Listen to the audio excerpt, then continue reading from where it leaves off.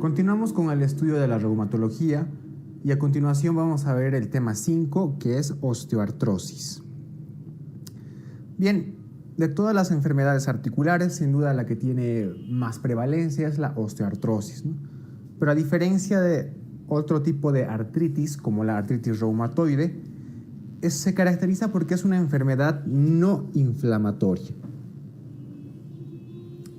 Si bien es degenerativa, ¿no? Y que afecta a las articulaciones. ¿Y qué pasa cuando afecta a las articulaciones?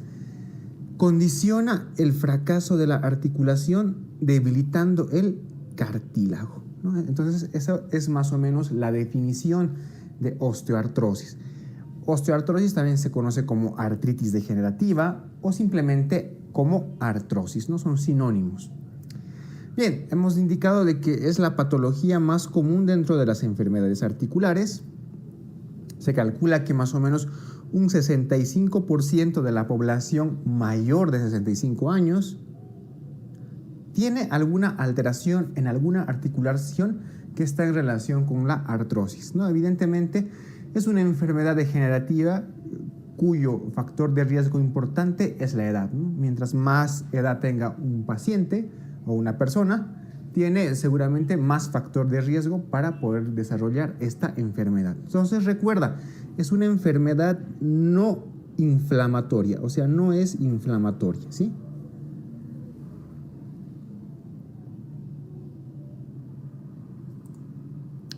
¿Cuál es la fisiopatología de la artrosis? Bien, hay un estrés mecánico. Ese estrés mecánico está condicionado por diversos factores de riesgo que los vamos a ver más adelante. Entonces, ¿qué es lo que pasa? Básicamente hay un aumento de agua en la articulación como primera fase. Luego hay una alteración de la parte molecular conjuntiva del cartílago. Es decir, hay una alteración tanto del colágeno, hay una alteración de los proteoglucanos, hay una alteración del ácido hialurónico, ¿no? Componentes que son parte de la matriz del cartílago. Entonces, al haber alteraciones a nivel molecular, hay una alteración también en el anclaje de los mismos, o sea, tanto del colágeno como de los proteoglucanos. Entonces, al haber esta alteración molecular, pues condiciona a que haya una alteración en el cartílago de forma general. ¿Por qué se produce esta alteración? Pues hay un montón de factores, como por ejemplo citocinas, las más importantes enzimas, hay ciertas colagenasas, gelatinasas, etcétera, ¿no? Enzimas que van a actuar a nivel del colágeno y de los proteoglucanos y los van a degradar, ¿no? Entonces producen un debilitamiento del cartílago. ¿Qué condiciona esto? Bueno, va a haber hipertrofia del condrocito y posteriormente muerte del condrocito, ya sea por apoptosis o por necrosis, ¿no? Y esto nos condiciona ¿a qué? A que el cartílago pierda su fuerza de soporte, la característica de absorber la fuerza que se imprime en la articulación. ¿Y esto qué condiciona? Pues evidentemente a una fricción y posteriormente, como tú ves aquí, a un desgaste del cartílago. Y de esa manera hay una destrucción mecánica del cartílago articular. Entonces, esa es la fisiopatología de la artrosis. Te había indicado que hablar de su etiología, pues vamos a hablar de dos tipos. Primero, una artrosis de tipo idiopático y luego de una artrosis de tipo secundaria. En la de tipo idiopático no se conoce cuál es la causa principal, pero hay factores que están relacionados. ¿Y cuáles son estos factores? Principalmente la edad. Te he dicho que mientras más edad, más de 65 años, más riesgo de desarrollar artrosis. Factores genéticos, la obesidad.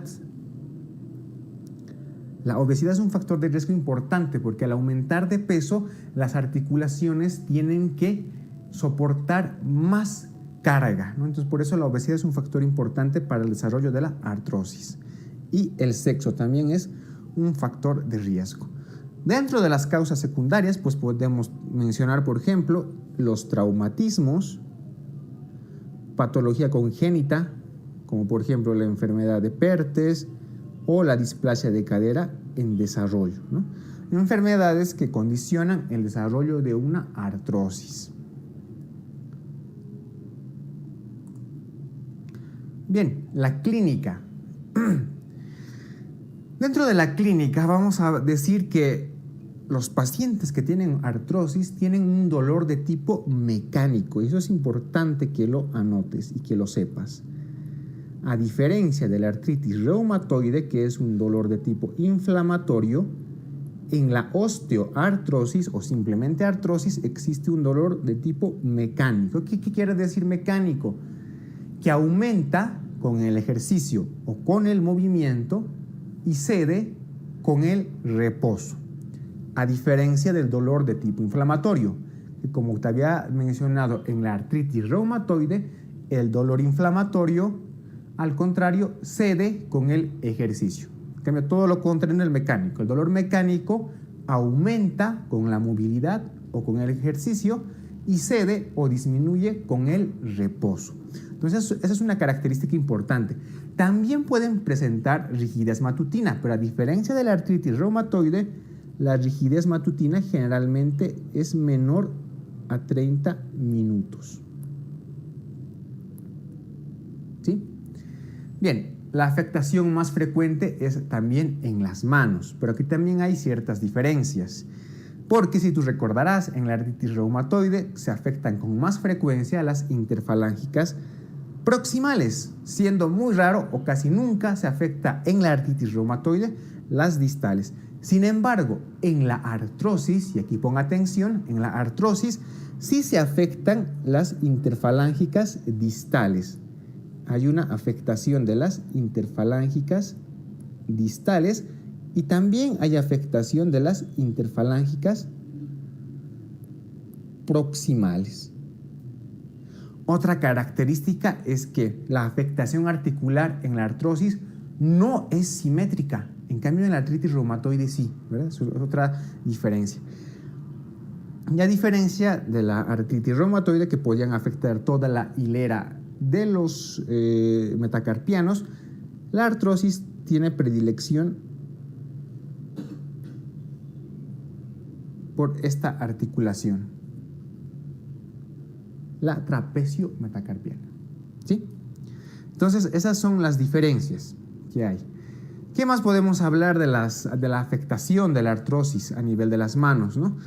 La degeneración nos van a producir unos nódulos que tienen nombre propio. Los nódulos que aparecen a nivel de las interfalángicas distales se llaman nódulos de Heberden, y los nódulos que aparecen a nivel de las interfalángicas proximales se llaman nódulo de Bouchard. Y la afectación de esta articulación trapecio-metacarpiana se denomina risartrosis. ¿Sí? Risartrosis, ¿no? Entonces, eso es más o menos la clínica que tiene a nivel de las manos, la artrosis, ¿no? Es como aquí ves en la imagen una mano particularmente afectada. Ves que la afectación no es simétrica porque habrá algunas articulaciones que están afectadas, otras no, como por ejemplo esta que está normalita y esta que sí está afectada. Ves que ya presentan ciertos nódulos. Aquí si tú ves, ya presentan cierto engrosamiento, ciertos nódulos. Evidentemente, si es una interfalángica distal, este que te estoy señalando será un nódulo de Heberden, ¿no? Y a diferencia de este, que está en una interfalángica proximal, será un nódulo de Bouchard. Bien. Otras formas de artrosis son, por ejemplo, la coxartrosis. La coxartrosis, que es una artrosis que afecta principalmente a la articulación de la cadera, como tú ves aquí en la radiografía, ¿no? Entonces, esta coxartrosis es generalmente unilateral y afecta con más frecuencia a varones. Es más frecuente que aparezca una coxartrosis en varones. La coxartrosis es una artrosis que se desarrolla en la articulación de la cadera. La gonartrosis, por otra parte, es una artrosis que se desarrolla en la rodilla, como tú ves aquí en la imagen, un desgaste del cartílago, la presencia de osteofitos, esclerosis ósea, etc., ¿no? Y generalmente la gonartrosis es bilateral. Y a diferencia de la coxartrosis, que era más frecuente en varones, la gonartrosis es más frecuente en mujeres.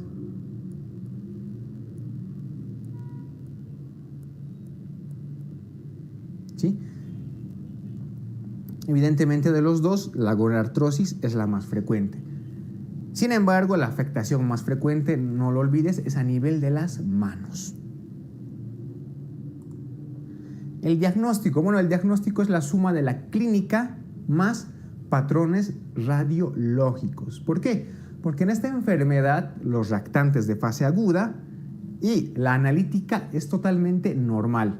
No existe factor reumatoideo, los reactantes de fase aguda están normal y un hemograma debería estar totalmente normal. Entonces, los únicos parámetros para diagnosticar artrosis es primero la edad, segundo es la clínica y tercero es la radiografía. ¿Y qué podemos evidenciar en la radiografía? Evidentemente vamos a ver algunas características como el pinzamiento de la línea articular, esclerosis subcondral, la formación de osteofitos, ¿no? Y en algunos casos quistes o geodas subcondrales, ¿no?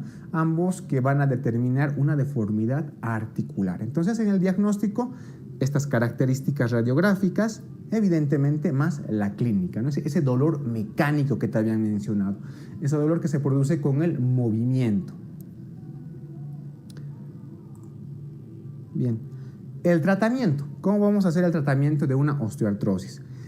El objetivo del tratamiento es, lo primero, reducir el dolor y permitir una adecuada función de la articulación, es decir, que se pueda mover de una forma adecuada. Entonces, para eso vamos a tener medidas generales. Dentro de las medidas generales, lo primero, disminución del peso, evidentemente para disminuir la carga en las articulaciones, sobre todo en las rodillas y en la cadera. Después, actividad física regular. Esto puede sonar contradictorio. Si bien te he dicho que la artrosis es un dolor mecánico y que aumenta con el ejercicio, pues una actividad física moderada, regular, bien controlada y limitada, ¿no?, ayuda en el tratamiento. Higiene postural, evidentemente, ¿no? Higiene postural. Y en algunos casos, bueno, podemos utilizar aparatos de descarga, como por ejemplo un bastón o las andaderas. Y evidentemente, ejercicios de rehabilitación, es decir, fisioterapia. Esas son las medidas generales que tenemos que tomar. Luego, tenemos que emplear medicación farmacológica. No existe como tal un fármaco que disminuya o que frene la degeneración del cartílago. Aunque hay prototipos, eso es sin duda, hay prototipos, ¿no? La farmacia y toda la ciencia farmacéutica, pues cada vez está desarrollando más y más fármacos que tratan de frenar la degeneración del cartílago, ¿no? Pero todavía ninguna está aprobada de forma general. Por lo tanto, seguimos con las medidas farmacológicas clásicas, es decir, empleamos en primer lugar analgésicos como el paracetamol, que es un buen analgésico. Luego podemos administrar otro AINE, como por ejemplo el naproxeno, ketoprofeno, que tienen una potencia analgésica bastante elevada. Y en algunos casos podemos utilizar los opiáceos. Es decir, utilizamos una escala del dolor, ¿no?, para el manejo. El manejo farmacológico, más que todo, está directamente en relación con el dolor, no con la inflamación, porque recuerda que la artrosis es una enfermedad no inflamatoria. Entonces, los fármacos están en relación a tratar de reducir el dolor. ¿Qué más? Una vez que hemos tratado de reducir el dolor con las medidas farmacológicas y vemos que el dolor no reduce, o que la limitación es bastante moderada e incapacitante, tenemos como última opción el tratamiento quirúrgico, es decir, derivamos al paciente a traumatología. ¿Y cuáles son los procedimientos quirúrgicos? Estos pueden incluir desde osteotomías, artrodesis, hasta artroplastías, tanto parciales como totales. Entonces, esta es más o menos la manera en la que se maneja la artrosis.